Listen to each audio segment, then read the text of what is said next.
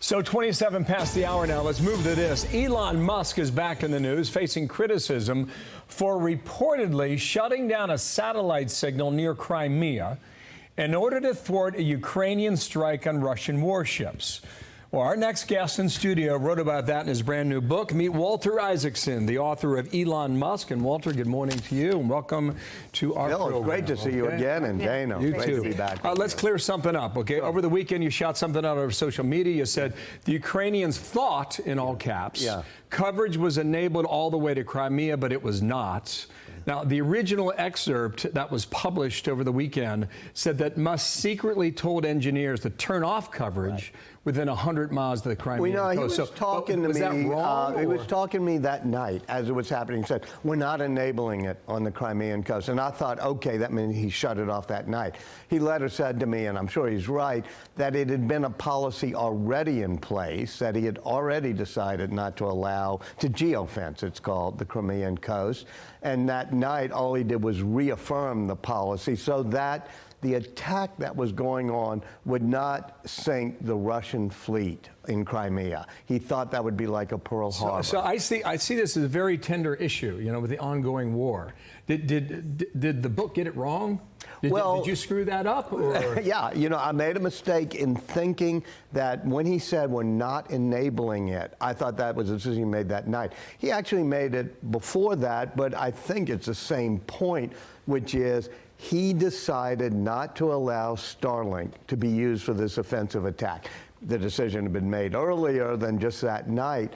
But the main thing is this one person had a lot of power to say, and I have all the text messages from that night with the Ukrainians back and forth with Elon Musk, and later where they're arguing about, can we use this? And Musk is saying, no, we're keeping it geofenced off so that you can't use it to attack the Russian fleet. What's remarkable about Starlink, just one last point on this, is that the Russians knocked out their internet in the first few hours of this war. Yeah. And Starlink allowed the Ukrainians to communicate with themselves and the rest of the world. You know what, that's sort of the big thing here, which is how come Viasat, how come the U.S. military, how come nobody else, how come they can't build satellites that can withstand Russian hacking?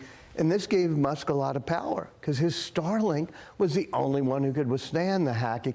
So he was the only way they could communicate. He had sent a whole lot of Starlinks to help the Ukrainians, but then he had decided secretly, without telling the Ukrainians, and this is all right, that it wasn't going to be able to be used for an offensive attack, and he considered Crimea to be an offensive attack. Of course, the Ukrainians consider Crimea to be part of their territory. What's interesting is, let's take a step back.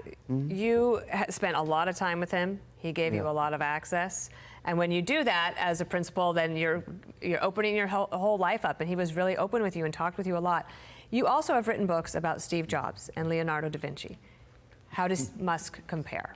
Well, you know, this was the most amazing experience because when we first started talking 2 or 3 years ago, I said, I don't want to do this book just based on interviews. I want to be by your side day after day.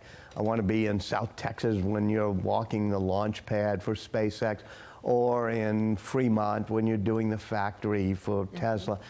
And so I had unbelievable access, and he has there was something amazing about him, which he said, I'm just going to be totally open. You can come to any meeting, nothing off limits.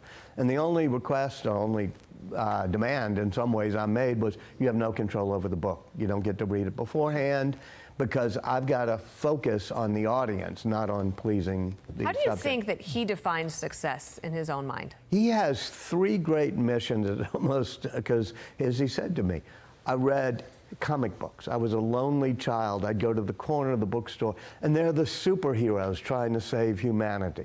And he gave himself 3 missions on saving humanity. One was to have us be a spacefaring civilization, i.e., let's go to Mars.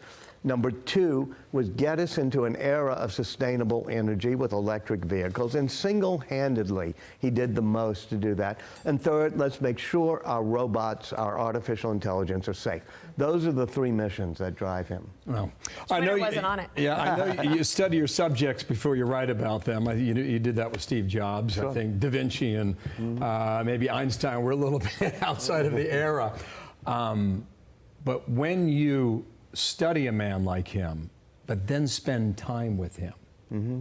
What surprised you? Well, one of the things that surprised me is that there's no one Elon Musk. Sometimes you're with him, he's giddy and happy and funny. Sometimes he's focused on an engineering issue and can just figure things out better than any of his engineers, like how a valve should work. But sometimes he gets into a dark, brooding mode. And it's something that happened to his father. It all goes back to the childhood. He has a father who was sort of Jekyll and Hyde and would go in these dark modes and make Elon stand in front of him while he told Elon how stupid he was. And you see that too in Elon Musk when he gets angry. But you know what? When that happens, he gets things done. Wow. What's he going to do next? I think that he called me, and it's the last part of the book, about artificial intelligence. And everybody's talking about these large language model chatbots, you know, kind of fun. But he says you got to integrate that with real world artificial intelligence. In other words, a robot going through a factory floor or a car driving through a city street. And so he's going to do visual data combined with language data, and he's starting a new artificial intelligence Does he regret company. buying Twitter? You know, there are mornings he does and mornings he doesn't. And even when he made those amazing decisions in last April, I was with him. There'd be times he'd say, hey, how do I get out of this thing? There's times he said, 20 years earlier, I tried to create something called X.com. That was a financial payments platform, becomes PayPal. This will help me fulfill that vision. It's a remarkable effort. Congratulations Thank you, on the Dave. book. I really appreciate it. Walter, nice to see you. Bill. All these years later. Right on. Good to see y'all both. Thank you. Great to see you.